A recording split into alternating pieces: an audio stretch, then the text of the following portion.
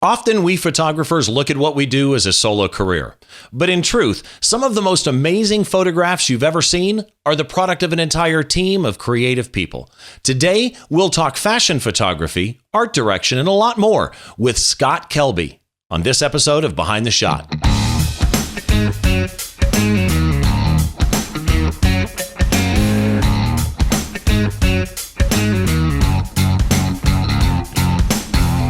Hi, once again, welcome to Behind the Shot. I'm your host, Steve Brazel. This is the podcast where we try and get inside the mind of great photographers by taking a closer look behind one of their shots. As always, if you've got suggestions for a guest, reach out to me on social media or through the contact page at thisweekinphoto.com. I answer everybody that sends me an email. I'm more than happy to get any feedback that you might have. So today, to start off 2018, I've got a special guest, and I've actually spent, I forgot to tell him in the green room, actually. I've actually spent the weekend thinking, how am I going to introduce this guy? There's so many things that I can say. There's too much to do. To say that he is an icon in the world of photography, when I first came up with that word in my head, I thought, icon, wow, that's a big word. But it actually fits. I'd like to welcome Scott Kelby to the show. Scott, how are you, man? Hey, I'm awesome, Steve. Thank you so much. It's funny, and by the way, love the hat. Thank you. Boring. The word icon kind of fits you, and here's why. I've been thinking about this interview all weekend long, sweating and being nervous. You are so many different things. You literally do wear many hats. You're a photographer, but you are an educator. You are a businessman. You're an author. You're a public speaker in demand. You're an amazing musician, and I didn't realize this. I thought you only played guitar, but as I was doing research on you, you also do drums and piano. And bass. And bass. Okay. So talent tends to lean towards having more talents than a lot of people know. But one of the things about you that's amazing to me is so many people in your shoes that run Kelby One, right? The gold definition, the standard for judging online training in general, not just photography training, right? Creative training. Kelby One is the gold standard by which everything is judged. Many people in that position that do Kelby One, that do Photoshop World, that do Photoshop User Magazine, that write as many books as you do, would stand back and have staff that does the educational portion. And you have amazing instructors on Kelby One. But you still choose to go out and do your live seminars, to do classes on Kelby One. Is that just because you love teaching? Well, first, Steve, let me just say, you're my favorite person ever. So let's just get that out of the way. Okay, good. I'm good with that. There were so many nice things you just said. You were very, very kind. But no, I love to teach. I think that, is kind of my calling, the thing I'm supposed to do. So I do love to teach. And it's kind of, I realized that early on, I'm that guy that when I go to a restaurant and I really like it, like I got to tell everybody else, like, oh my gosh, you got to go try this. That's kind of when you know you're a teacher, because you've learned something and you got to tell other people. So I love to teach. And I also love, one of the things that's an added benefit, like when I'm right now, I'm on the road with this Lightroom seminar. Well, I talk to hundreds of people every time we're out on the road, and I know exactly what their problems are. I hear what their latest struggles are, what they're dealing with, what they're struggling with. Then I can take that and come back and address that. I can do tutorials and I can do classes and all that kind of stuff. So there's a great advantage to being out there and talking to the end users, people that, it's, if you just sit in your office all day long and make content, after a while, you're just making the content for you. But when you actually get to talk to other people and you're like, oh man, I didn't realize people were getting stuck there. I can do a video on that. And that's a great thing. Yeah, there's lots of advantages to it. Yeah, and like I do, at local PPA affiliates and PPC affiliates, I do presentations on concert photography, and it's the same type of a thing. Is one of the things I love about speaking to people about photography in particular is, no matter what type of photography you do, it still applies to everybody, right? I mean, concert photography is just low light action photography. Yes, it is. There's no special magic sauce that, I'll never do that. Yes, you do. If you go shoot your kid on a high school football field in high school football field light, ooh, from up in the stands with a 70 to 200 and a variable aperture lens, you've got the nightmare I have every day. It's the same thing. So with all of that said, right, and I mentioned You do Photoshop World. You do all the Kelby One stuff and Photoshop stuff. You're one of the original Photoshop guys. You also do your annual Scott Kelby photo walk. Now, what was the impetus of this? What made you think you could pull off, right? Which you've done many times, a worldwide photo walk on the same day. Okay. Now, no one's ever asked me the question the way that you just have. And I'll answer it honestly, but I can tell you if I answer it honestly, it's not nearly as glorious of an origin as I would like it to be. So it grew out of this. I was at Photoshop World in Orlando, Florida, and I was with the publisher of my books. And a competing book company was able to convince Adobe to have a live feed featuring their book during my keynote. Oh. I had to pay $1,500 for an internet drop to promote somebody else's book. And I was writing a book on the same topic. And I was really mad at my publisher. And not so much her, because that's not her job, but her marketing guy. So we were having breakfast one morning in what is now the Hyatt Hotel. And I was venting my anger at I can't believe I just paid to have this guy's book published on my stage during my, and I'm going on. And she's like, well, what could we have done? And I said, you could have done anything. Your marketing guy could have come up with something cool. We could have done a worldwide photo walk to promote the book or something. That was the creation of it? I know it sounds so sad. And she goes, a worldwide photo walk? That sounds great. How do we do that? And I'm like, I don't know. I'm still mad at your marketing guy. And she goes, no, this is really good. And I go, that just is an idea off the top of my head. And I said, but it would have been great. Imagine photographers all over the world coming together for this walk. And then we give them all a copy of the book. It would have been a great thing to launch the book. Look, we're doing this. And she's like, we should do this. Do you think we could do this? And I'm like, I don't know, because I'm upset. It's first off, it's morning. So I'm not a morning guy. Exactly. Number two, I'm seriously legitimately I can't believe that my publisher's marketing guy let me down like this. And she's really into this photo walk. And I said, well, she goes, how many people do you think we could get? And I go, well, if we could get one per state, that would be awesome. And I said, but we could do it internationally. I said, I have some friends. I know some friends around the world. I mean, we won't be able to get it everywhere, but I know some people. So literally we said, okay, well, maybe we should do that. I walk out of breakfast and literally talk about just luck. I walk out and there's Ed Davis. Ed Davis is a teacher, a professor of photography in London. And I said, hey, Ed, if I did a photo walk in London, would you lead it? And he said, sure. Oh my gosh. And that was it. So that's what started. And so I said, hey, Nancy, I've already got 5 photo walks and one of them's in London. And that was it. And we did the first one and we had 700 cities around the world. How many years ago was that? This is our 10th anniversary this year. So it was 10 years ago. See, because it's brilliant because you not only just have people gather and shoot, but it's so organized, right? You've got a leader in each city. Oh yeah. And so you really get people involved in different aspects of almost like a business of photography. And not only do you bring photographers in for that, and I think Brad still runs this for you as your guest blog Wednesdays that you do on your blogs, which I love. I read those religiously, right? Because again, you're a guest blogger. I did a guest blog. I think it was an awesome guest blog, by the way. End of August, I think. Yeah, it was awesome. Oh, I would do those anytime. I got so many things I could say. And you're such a great photographer. Well, thank you very much. You have no idea what that means coming from you. No, seriously, you rock. And I don't mean that as a metaphor or a pun. Yeah, that's really, But it was a good one, though. Thank you. Yeah.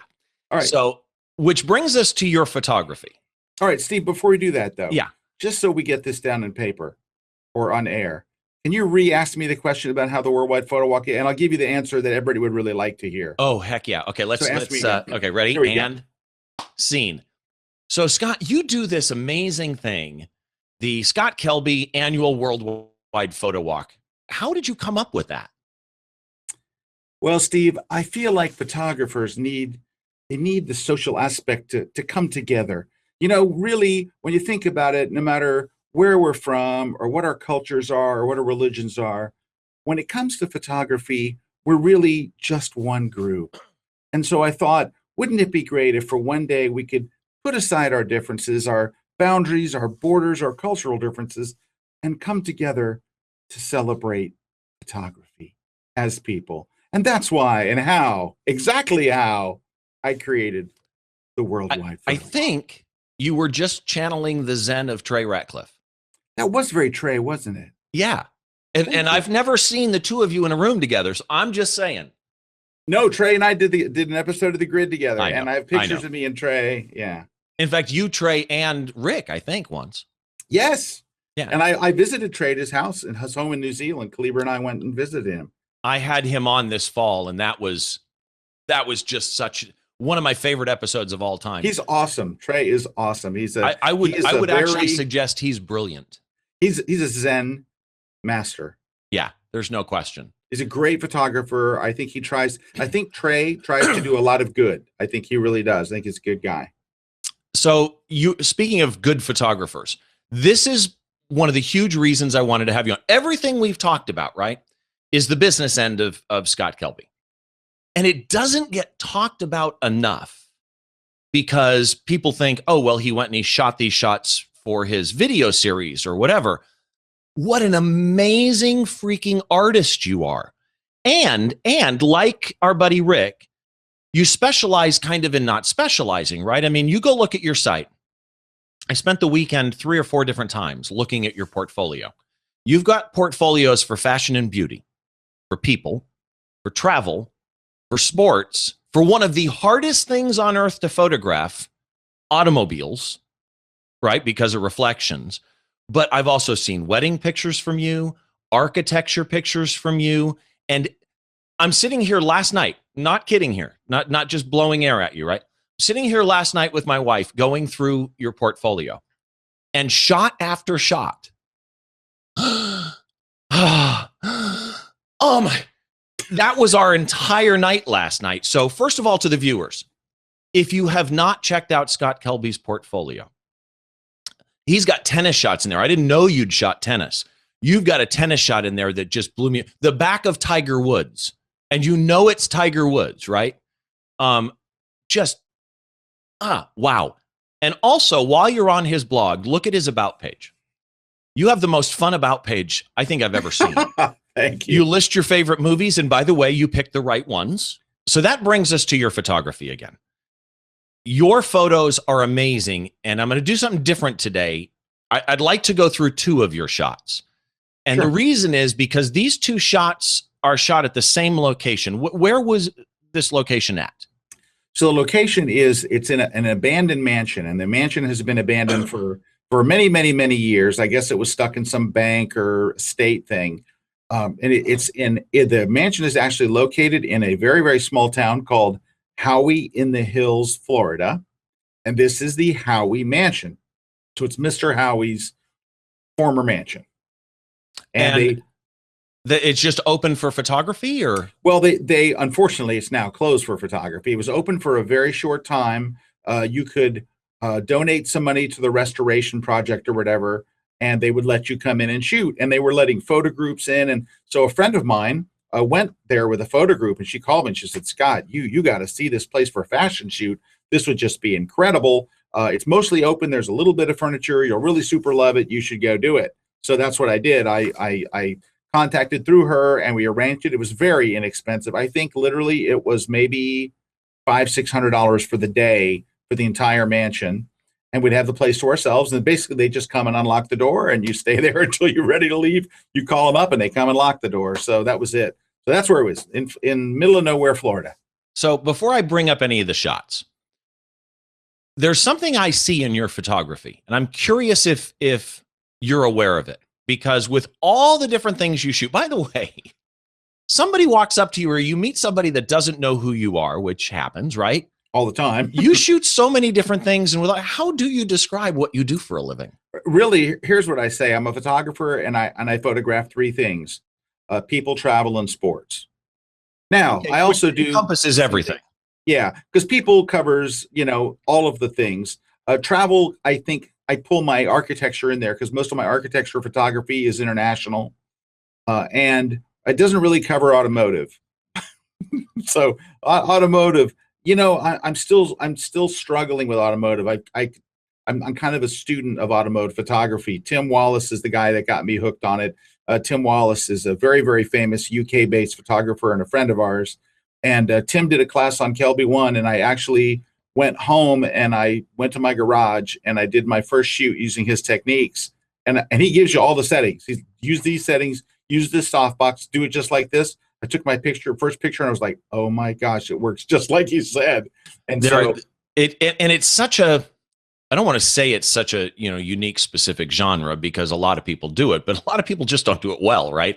I was talking with a friend of mine who's a concert photographer in LA, but he used to be the photographer for Butterfield and Butterfield Auction House. So he had to photograph Elvis's car and the ruby red slippers. And the ruby red slippers made me think of automobiles, because you've got specular highlights and reflections, you know, everywhere. It's amazing. And here's the other thing that I see in your photography. And I'm trying to think how to phrase it, right? There is a rhythm in all of your shots. I don't know how else to describe it. There is this smooth feel in all of your shots. And I've often wondered, with your musical background, does that play a role? Does your understanding of music and flow and rhythm play a role in how you visually present things? I really don't know. I mean, I think we're all kind of a product of our upbringing, right? Of our roots. And we always play music on the set. And so that helps. But I don't know. I think that I think that everything we do is kind of built upon who we are and where we came from. So it's probably more subconscious than it is conscious. You know, I'm not thinking, you know, anything different while I'm doing this shoot. I'm not thinking, hey, because I'm a musician, I'm going to photograph this way or that way. The only time I think like that is when I'm literally photographing guitars, which is a real pain in the butt for the reasons that you just mentioned. Yeah, that cars are their very reflective surface. Well, and you've got a heck of a collection of guitars too. So I've got a lot of guitars. Let's start with, of these two shots, let's start with the one indoors where she's, you know, sitting on the ground by the window. The first thing I saw when I saw this shot is the textural differences. So you've got the curtains, you've got the couch. So you got a couple of things of fabric, right? You've also got a different colored curtains over the doorway leading to the back hall that has this beautiful, like old Spanish texture on that back wall. That back wall is one of my favorite parts of this shot. That's great. You've got the fireplace, but then you have wood floors, right? All of these textures come together to surround, as it were, to almost hug this lady looking out the window. When you laid this shot out in your mind, were you thinking of those textures and positioning her? Okay, so first I have to tell you, I had an art director on this shot. So the concept is my wife Calibra's. So on a lot of shoots, she will come as art director. And so she was the one that said, here's the she chose the model, she chose the outfits, she chose the styling, the hair, and the story the model is telling. Now, so we had hair, we had a makeup artist, hair stylist, we had a makeup artist, I had two assistants on set as photography assistants. We had a third assistant there just to help for any of the other things that we didn't think about.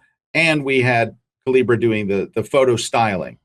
So that is my secret weapon, Steve, is that I only have to worry about lighting and the photography and the angles and things like that, where she worries about telling the story, the outfits, and all the other stuff. Which explains why I don't know if anybody's seen your wife's iPhone shot. She does a lot of iPhone photography on Instagram, and that explains why her iPhone photography is the quality that it is because she has that untangible vision of a photograph. So you sit down to capture this, and I don't know if the EXIF data that I pulled up, because the shots do have EXIF data, are accurate. But if the shots in this are accurate, this was ISO 200. f2.8 at 70 millimeters. And I've seen the behind the scenes that you showed me on this. You're also down on the ground with her, as you can tell from looking at the shot. Yep. But a 70 to 200 lens at 70 millimeters, and you shot this at 1/50th of a second. And if I'm not mistaken, it looked like it was handheld. It actually was on a tripod. So the settings that are there are what I would say are not the optimum settings for that shot. So It was on a tripod. So I took my legs and I splayed them way out. So they're literally splayed out. And I'm sitting on the floor, which is not where I like to be. But I'm sitting down low. I have my laptop on a tripod right down low so I can see the images as they come in. Because I want to be at that level. Shooting down on people that's the standard, angle we all have. I think to make the image more dynamic, you have to get down low like that. I'm shooting a 70 to 200, but I had to back up all the way to 70 millimeter to get the full, to almost make it look like a wide angle shot. But it's a 70 to 200 and I'm racked all the way down to 70 or all the way back to 70. Was this the framing that you had in camera? Yeah, that's not cropped. That's at all? I don't believe it's cropped at all. I think that's pretty much the full frame. I can look at the raw original, but I'm almost certain. I don't think it's cropped. Then you have a brilliant eye through the lens, because in my head, my questions are useless now. In my head, it was, you perfectly just were right above that one curtain rod. You split the fireplace and the couch at just a wonderful spot that was a natural break. Well, I think it's the full frame. I think what you're seeing is the full shot. And that was, I wish I was as had attention to detail as that comes off. I took a lot of shots, Steve. I was like, click, click, click, click, and I'm zooming in and I'm zooming out and I'm slightly changing things and stuff. I'm looking for, and at the end of the day, when I'm editing it, I'm looking for the best expression from her and then how it looks in the room. But if she has a bad expression or if she moved in an uncomfortable way or something and her clothes look funky or something, we're constantly having the stylists change her outfit and all, making sure you don't have weird wrinkles or weird stuff, because fixing that stuff in Photoshop is a nightmare. And I know that there's retouchers you could send it out that would have no problem with it, but I don't have that kind of patience, Steve. I've got to get it right in camera. So with the lighting then, it looks like it's just window light. Is there any other lighting in here? It is just window light, but Steve, the window light was too harsh. So we had her lay down. We took the first shot and it's clipping. It's clipping on her face and it's clipping on her clothes, and I'm not happy with it. So what we did was we took a shower curtain liner. Now we brought that with us. This is a typical thing that I would do for natural light shoots. You go to Walmart or Target and you don't buy a shower curtain. You buy a shower curtain liner, and it's kind clear of thing. It's like, it's not clear. Like it's foggy. Yeah, it's like foggy. It's like translucent or whatever. Yeah. So it's $1.99 at Walmart. And if you get the Target version, it's $4.99. But it is, and we literally went and taped it up over the windows. We literally just took some gaffer's tape, taped it up on the outside of the windows, just so we would have beautiful light instead of that, because it's coming in, it's harsh light. A piece of glass, people think that, oh, well, you want the light coming through the window. That piece of glass is clear. It's nasty light. And it was clipping her face and it was not flattering. So once you put, it's like, if I were to hold it here in front of you, Steve, you would think I was holding the front of a softbox. It looks like the diffusion panel from the front of a softbox. That's how that $1.99 Target or Walmart, it's the most amazing stuff.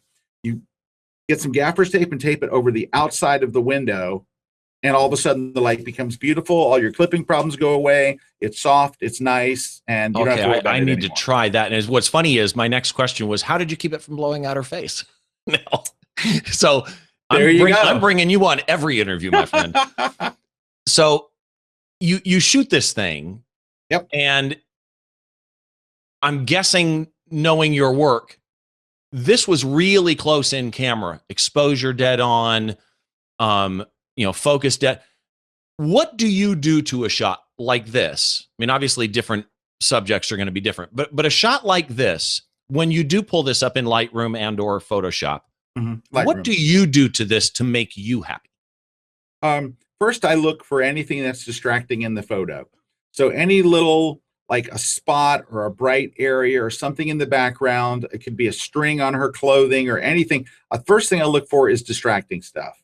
And I just literally get rid of them. I use either the clone stamp tool or the healing brush, but I get rid of distracting things on the floor. Before you do any correction? Yeah, I pretty much get rid of those first, because the only time I don't do that is if the white balance is off. If the white balance is off, I feel like I have to fix that first. But otherwise, when I look at the photo, I'm like, ooh, I got to get rid of this stuff. So I kind of get rid of that stuff first. Then mostly what I wind up doing is I add contrast.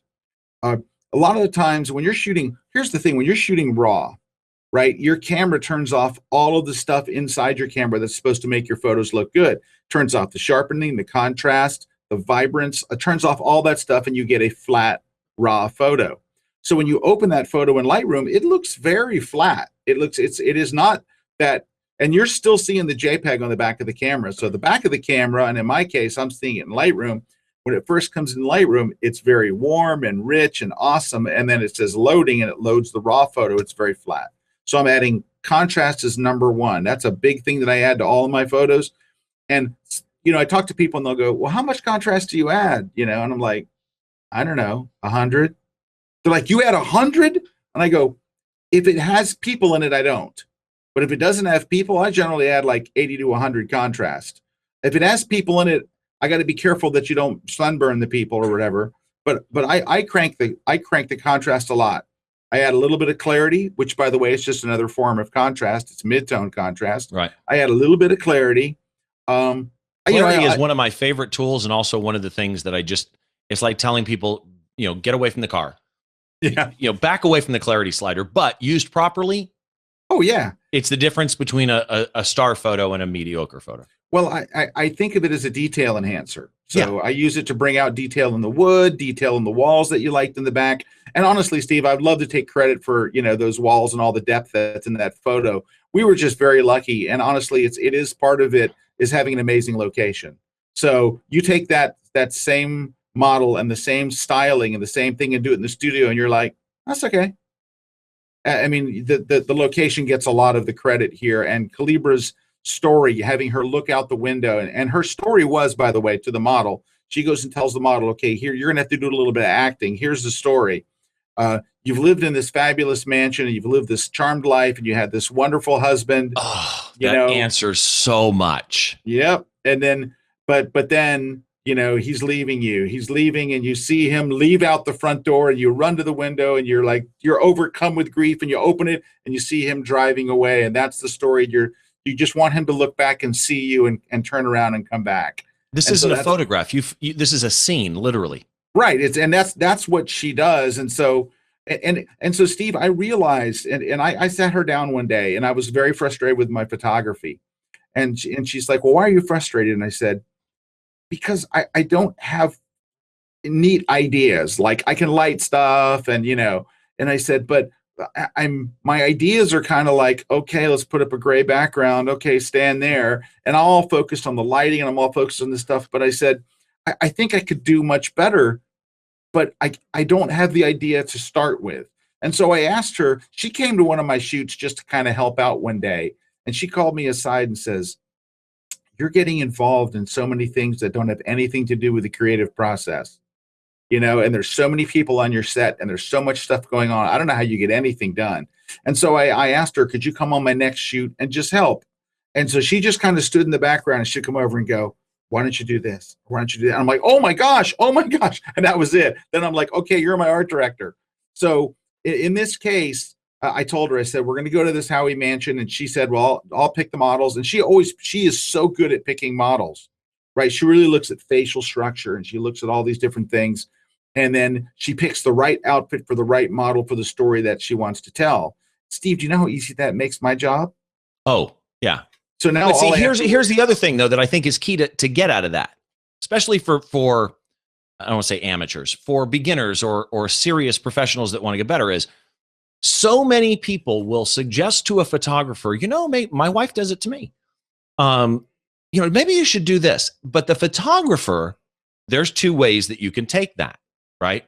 You're challenging my artistic, you know, nature. I can do this is one way that a lot of artistic people will react of, I want to do this. And other artistic people like yourself will take that input in and make something with it. And that openness should not be undersold. That is a key factor of taking feedback, constructive feedback, and using it, not being offended by it. Well, you know, I kind of reached out for her for help.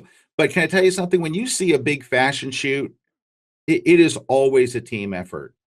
I mean, fashion, I think more than anything, like when I go shoot sports, it's me, right? Every rare once in a while, if it's a bowl game, it's me and a runner who will run the cards, and like edit the photos to send them into the wire service. But other than that, it's just me. When I'm doing travel photography, it's me. When I'm doing portraits in the studio, it's me and an assistant. But when you do fashion, it's a show. It's like now you got all these people and all, because it takes an entire team. And when that was another kind of realization in my career, when I realized if you want to shoot fashion and have it actually look like fashion. And by the way, I want to make this distinction because I see a lot of people will call photos fashion that are not fashion. They're glamour or they're portraits. Fashion is about the clothing. And it's not about the sexiness or any of that stuff. It is about the clothing and the scene and the message and the vibe, where a lot of people are selling the kind of the sexy look and saying, oh, this is fashion, and they put it under the category of fashion. You're like, that's not really fashion, that's glamour. And I'm not saying that there's anything wrong with that, but I think for a lot of people don't realize what the difference between fashion and glamour is. Glamour is the sexy look, fashion is the editorial kind of, it's a very, very different look. And this is great. I think it was, I want to give the credit to, I believe it was a fashion photographer from New York, Melissa Rodwell. I think it was her that said this. And she wrote an article and it was called Why Pretty Girls Make Lousy Models. And she said, and she had these screen captures. She said, go to Google and type in pretty girl. and it said, look at all those nice round faces. They look great they look great as a girlfriend and they look great as a picture at the beach and all. Now go type in editorial model and look what shows up. And it was like a completely different species of person. It was like from a different planet. And she said, this is the difference. And so you're looking for a different type of model when you're doing fashion than you would be for portraits or glamour or anything else. And it was having that realization. And then when I started to do research, I realized you have to have a hairstylist, and you have to have someone doing makeup, and you have to have a stylist. A stylist is in charge of the clothing and stuff. And so I went to New York and I did my first shoot a number of years ago where I did it. I hired a stylist, hair, makeup, rented a studio in New York City. I did it one time and I'm like, that's it. I get it. I totally get it. Like once you get there and you realize that it takes a team, it really does for fashion to pull it off the way you want to. It's not just grab a camera and take a friend out. It's like, it's right. It's a mess. But still, you as a photographer, though, you still have to pull off the technical end of it. And you mentioned something I think a lot of people struggle with, and that is that you'll usually remove distractions first unless the white balance is off. So on a shot like this one, what do you put a gray card in there, or what do you do to get your white balance right on this? So in the studio, I use a lot of gray cards. On location, the only time I use a gray card is when I think I have a problem.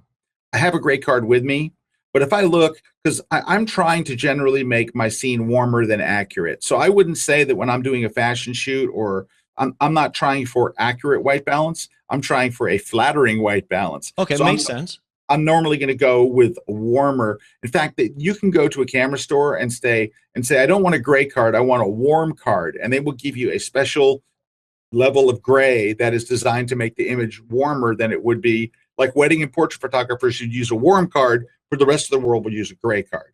I'm not looking for accurate. I really want flattering. And people look more flattering warmer. They just do. So look, in my picture here that you're seeing on the podcast, I look very blue. If you wanted to make me look better, and maybe in post, I'm praying that you will, you would just literally make me warmer, and that would make a big difference. So is this auto white balance in this shot? Yep, that's auto white balance. Yeah. Now it's possible I switched it to daylight. In fact, you know what? If you'll give me a split second, I'll look it up here. Yeah, and while you do that, if I have my raw file handy, because I might, in which case I can open it up and I can tell you a little bit more. But I wish I could take like really brag about the awesome post that was done to it, but it's like you say though, and it's what I started with, and that is your photos look so natural, but again, like you say, not necessarily natural light. they just look like you would be in that room with this person and you're standing in there. And I love that realism that you get on shots like this. And the next shot is the same way. On the second shot, it's the same location. It's the same building. Oh yeah, it's the opposite side of the room where she's at, walking into the room where you're seeing that first shot. And this one isn't, again, this is a scene. It's not just a photo. And this is the reason I love this podcast. And it's kind of what I wrote the blog post on your thing about. Most photographers would have had those doors closed, would have posed that girl in front of the doors, okay, making sure her head's in a clean spot, right? But they would have Olin Mills, posed her on the step looking at the camera. That's not this. This is a scene from The Bachelor. Right? I mean, this is a scene of a woman running away from her man.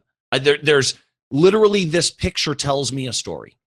Well, Calibra talked to the model, because it's a different model for this shot, and she told her, I want this to be the Cinderella story. You're running and you're trying to get away. And I don't remember the exact story, but it was based on Cinderella. And she goes, you're running up these steps and you look back, like he's yelling to you. And that was but she tells it much more eloquently than I just did, which is why she's the art director. But so once we have that shot set up, Steve, now I've got this is where I kick in. So inside the door, you can't see, we have a fan. So, and that's the kind of stuff that I have to figure out. Okay, well, I got to get her, so I would always try to get is a little bit of fan just to get body and move, a little bit of movement in the hair, right? I don't always want it blowing like, she's in a storm, but I always put a fan there. So there's a fan just inside the door. And I also believe there is a reflector. Yeah, there's a reflector inside that door because her face was a little dark. So we're trying to push a little of the light coming in back into her face. Now, the part of her dress that is throwing up in the air. Is that from the fan? No, the fan wouldn't even budge it. So the fan, these dresses are heavy, right? So the dresses come from, we rent these dresses. That dress is from Dream Shoot Rentals in New York City, which is a company owned by Lindsay Adler, who was a fashion photographer based in New York. And so you just rent the dress, like these really expensive, crazy dresses that you just can't go to Macy's and buy a dress like this, so you have to get them someplace else. So she lets you rent them for a fraction of what you pay. So what would happen is my assistant Rob would literally go throw the dress up in the air and then jump out of the scene real quick and hide behind one of the pillars that you see. So he's just outside of this? He is literally just outside the screen. Now, I have pictures where he didn't get out in time and her dress is up and she's got this amazing pose that he's running back, so I always take a plate shot, which is a shot that's empty while I'm on the tripod. I take a shot that's empty. So if I have to clone him out later, I have I can put the plate on top and just clone him out. But no, after a few test shots, he was really quick about getting out. Plus, well, because the dress, not only that, compliment him because the dress itself is in the perfect spot, right? I mean, you don't know when you throw a dress where it's going to go, and yet it went vertical instead of staying horizontal. It filled the open area of that wall that would have been really great if it had artwork, but without artwork, oh, hey, you know what? We have a dress. Steve, I can show you 50 shots where it wasn't on the money. So that's the thing. You choose the one where it was in the right spot. And Steve, I have so many shots where we flew it and either the model's not looking the right way or I just timed it poorly. I mean, I do have a ton of those. You only, of course, I mean, that's part of being a professional photographer is only showing your best work. So while I have 50 shots that Steve, we tried it again and again and again and again because you're trying to get everything to come together at the right time. And we took a few where her hair wasn't moving enough. That's how I knew we got to put a fan in there. Oh, there's not enough light on her face when she turns her head. We got to put a reflector. So, but Steve, I'm free to do that stuff. I'm free to worry about those details because I'm not trying to tell her a story. I'm not trying to worry about all this stuff. That's what having that extra person on the set that has the concept and stuff. I mean, I can't give her enough credit for her eye and for her storytelling capabilities. And then it leaves it up to me. And when we do it together, we have so much fun because we see it coming together. We're like, oh, it's coming together. It's so much fun. Is this also just natural light? Yes. Okay. And now the $64,000 question. You shot a human being with a 16 millimeter lens, if the EXIF data on this is right. And I don't think I That read the is- EXIF data, but it's ISO 400, f2.8, 3/20th of a second. So 3/20th did freeze the dress, and 16 millimeters. And I've watched the grid 16 million times, and you don't shoot humans with a 16 millimeter normally. Right. What made you choose 16? Well, because I was intentionally trying to do this editorial look. So a lot of times I'm really in close on the person. In this case, we had such an amazing location. I'm trying to tell more of the story. And the thing you have to do with the 16 millimeter is just make darn sure your subject isn't anywhere near the edges. To minimize any distortion. Yeah, exactly. Do you use profile correction then?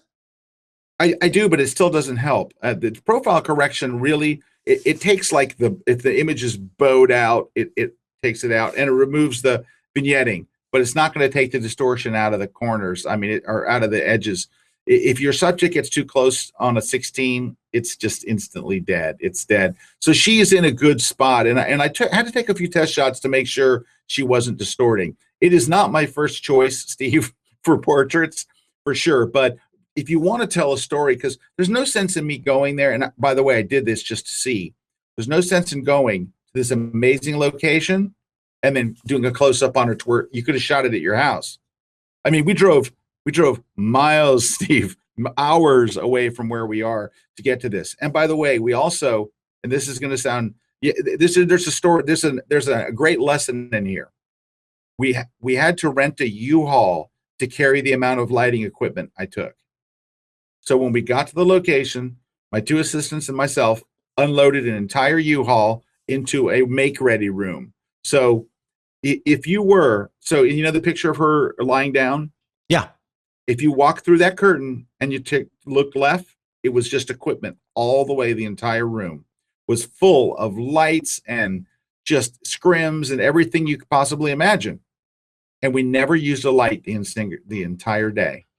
We actually, at the end of the day, we did a shot that was just a complete bomb, which was to mount a flash into an umbrella and shoot smoke up into it. It came out terrible. That was the only thing we used, was one single hot shoe flash for the entire day. We never set up a light. We brought all these C-stands and an entire truck full of stuff. But you were dumb if you go to a location that has beautiful light and you go, let's set up lights just because we brought them. Right. So I got there and everybody was like, okay, we got all the lights out. And I'm like, let's take a couple of test shots. And I'm like, guys, we're not going to set up the lights. And of course, the assistants that just unloaded the truck want to stab me. But we all realized we've got beautiful light here. All it took for us to get beautiful light was really that shower curtain. And a reflector when you need it. Yep.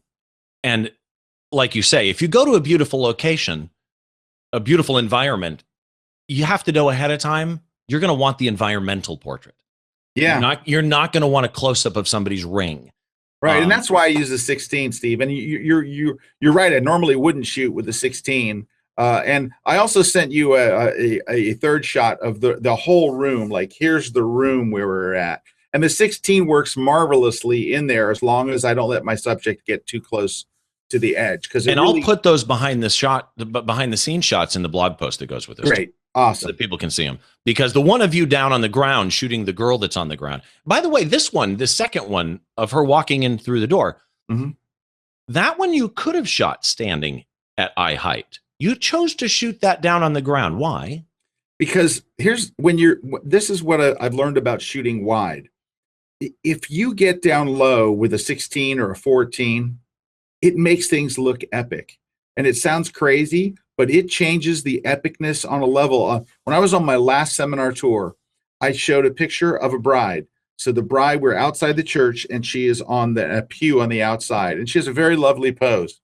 And I took the same shot with a 16, and then I put the 16 all the way on the ground and shot the same one. And I showed the difference between just changing from the perspective. I didn't change the lens, camera setting, not a single thing, just from standing.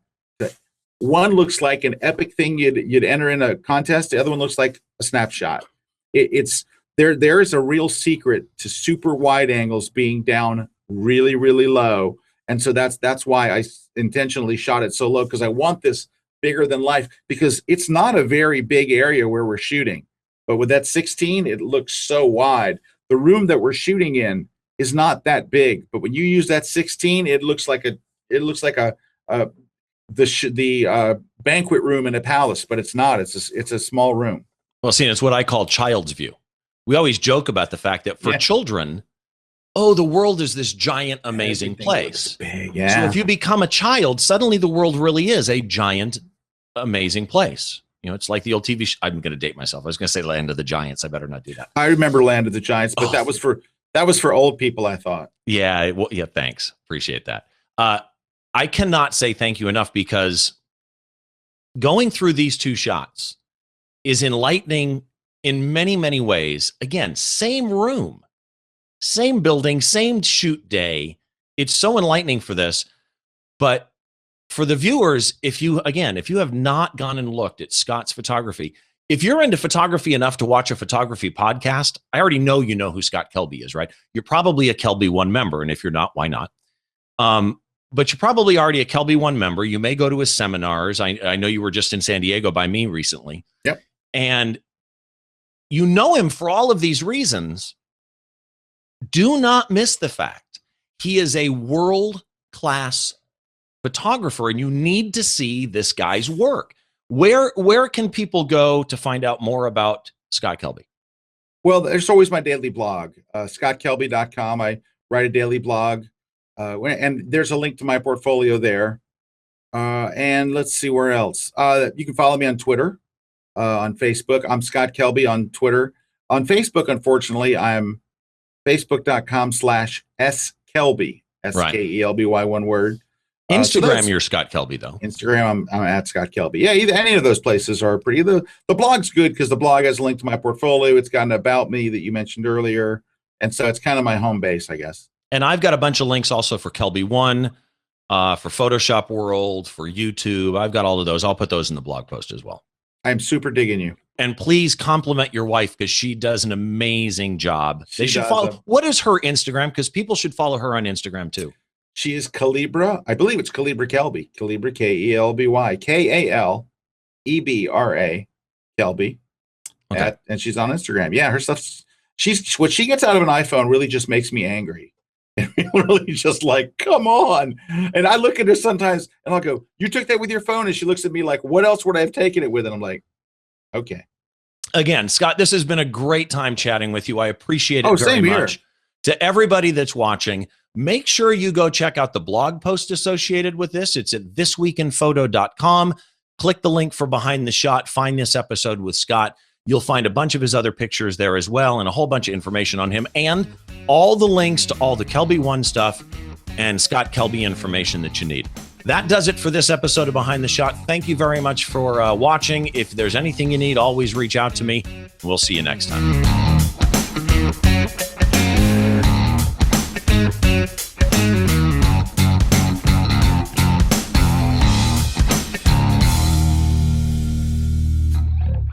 Hey there, I'm Frederick Van Johnson. Thanks for checking out the TWiP Network on YouTube. If you'd like to keep up to date with the shows we're putting out, be sure to click subscribe. And while you're at it, give us a thumbs up. You can also subscribe on thisweekinphoto.com, where you'll find lots of other great photography shows. Thanks for watching the TWiP Network on YouTube.